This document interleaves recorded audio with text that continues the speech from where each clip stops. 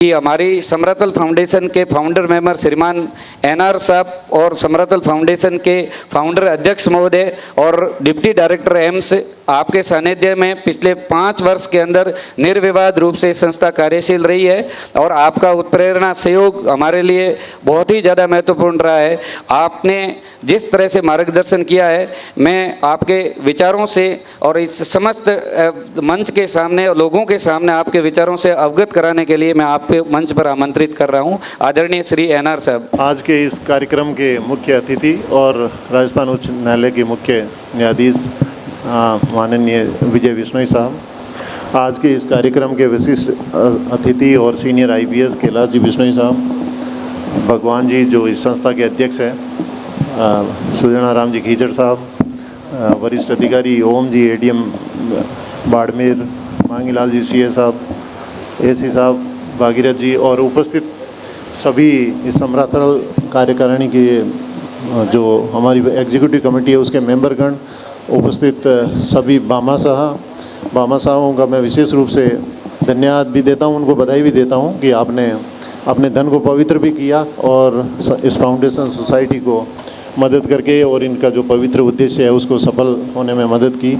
और इसके अलावा उपस्थित सभी समरतल फाउंडेशन के सदस्यगण, बच्चों और सभी सज्जनों और देवियों, मैं आप सभी का स्वागत और समरतल फाउंडेशन सोसाइटी का मैं अध्यक्ष होने के नाते आप सभी का हार्दिक अभिनंदन करता हूं।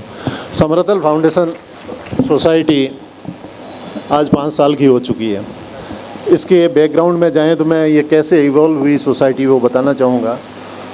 आज से करीबन 5 साल पहले ओम जी और धर्मपाल जी मेरे रात को 9 बजे मेरे घर पे आए और बताया कि साहब एक काम करना पड़ेगा। मैंने कहा क्या हुआ? कह रहे हैं कि आपको महेश जी को दिल्ली से लाना पड़ेगा, हम कुछ करना चाहते हैं। तो मैंने कहा आप क्या करना चाहते हो बताओ तो सही। कह रहे वो अभी नहीं बताएंगे पर आप बस महेश जी को यहाँ जोधपुर ले आइए। प्रक्रिया चली, महेश जी जोधपुर आ गए। उसके बाद में 8-10 का लोगों का एक ग्रुप जो समाज को हम लोग इंटेलेक्चुअल मानते हैं वो एक दिन फिर इकट्ठे हो गया है कि साहब हम लोग एक सोसाइटी का गठन करना चाहते हैं और उस सोसाइटी का उद्देश्य रहेगा कि हम लोग जो दूर दराज के क्षेत्रों में जो हमारे बच्चे हैं, प्रतिभा है, जो मेडिकल और इंजीनियरिंग क्षेत्र में जाना चाहती है बट कर नहीं पाती है बिकॉज उनके बहुत सारे फाइनेंशियल हैंडीकैप होते हैं, उनके पेरेंट्स उनको पढ़ा नहीं पाते हैं। तो मैंने कहा साहब ये सोसाइटी वाले बिज़नेस में मैं बहुत ज़्यादा विश्वास करता नहीं हूँ। इस तरह की संस्थाएं जोधपुर में मैंने मेरे सामने बहुत सारी संस्थाएं बनी और बिगड़ती देखी है।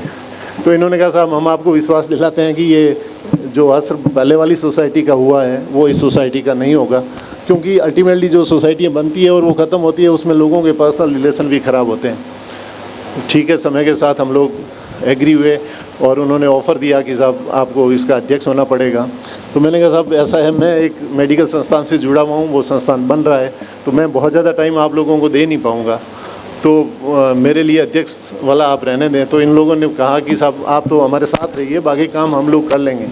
तो इस तरह से ये संस्था का गठन हुआ। संस्था के अंदर हालांकि ये मूल उद्देश्य तो शुरू में हमने यही रखा था, पर बहुत सारे और भी इसके बायलॉज में हैं, जैसे गर्ल्स एजुकेशन को बढ़ाना, पर्यावरण में बढ़ाना, नशा प्रवृत्ति को खत्म करना, और इसका कार्य क्षेत्र भी रखा गया। हालांकि इन बाकी वाले उस पे मुद्दों पे बहुत ज़्यादा काम हम लोग नहीं कर पाए हैं, और जैसा अभी ओढ़बा भी आ गया इनके कैलाश जी साहब की तरफ से कि इसका कार्य क्षेत्र आपका लिमिटेड है, इसको बढ़ाया जाए। तो बिल्कुल जैसा हमारे महासचिव महोदय ने बता दिया कि हम लोग आने वाले समय में राजस्थान के जो बचे हुए ज़िले हैं वो भी इनमें शामिल कर लेंगे, और सोसाइटी का गठन हुआ। और मुझे गर्व है और गौरव भी है कि मैं इस समरतल फाउंडेशन सोसाइटी का फाउंडर अध्यक्ष बना, क्योंकि मैं इस तरह से सोचता हूँ कि इस सोसाइटी ने मुझे एक अवसर दिया है कि इस सोसाइटी को मैं कुछ को कई तरह से उपकृत करता है, आपको सम्मान देता है, मान देता है, तो इन सब चीज़ों से आपको कुछ करने की प्रेरणा मिलती है। तो इस तरह से आप समाज के ऋणी हो जाते हो। तो पे बैक करने के लिए बहुत सारे आपके पास साधन होते नहीं हैं। तो इसी तरह का ये समरतल फाउंडेशन सोसाइटी ने भी मुझे एक अवसर दिया कि मैं समाज का जो ऋण है वो किसी तरह उतार सकूं। मैं आप फाउंडेशन आपके जो जितने भी बामासा हैं और हमारे फाउंडेशन के जो मेंबर्स हैं और जिन्होंने भी प्रत्यक्ष या अप्रत्यक्ष रूप से सहयोग किया। मैं आप सभी को बधाई देता हूं और आप बहुत भाग्यशाली है कि आपको एक मौका मिला है कि समाज का ये जो बिल्कुल बैकवर्ड तबका है उसको आप मदद कर पा रहे हैं, आप अपने धन को पवित्र कर पा रहे हैं। क्योंकि अपना घर चलाना और वो सारा काम तो हर कोई करता है, पर इस तरह का मौका हर किसी को मिलता नहीं है। फिर हम लोग अभी इसकी जो हमारे समाज के समरथल फाउंडेशन का जो अचीवमेंट, जैसा धर्मपाल जी ने बताया, पिछले 5 साल का लेखा जोखा देखें तो काफ़ी संतोषजनक रहा है। जैसे 125 बच्चे हम लोगों ने सेलेक्ट किए, उनको विभिन्न कोचिंग संस्थाओं में पढ़ाया।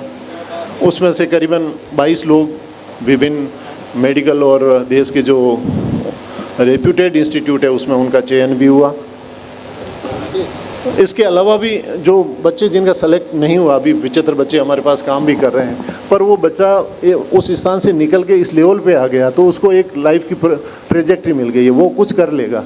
इसलिए ये नहीं है, हताश होने की जरूरत नहीं है कि बाकी हम लोगों के यहाँ से 22 बच्चे सेलेक्ट हो गए, बाकी का क्या हो गया।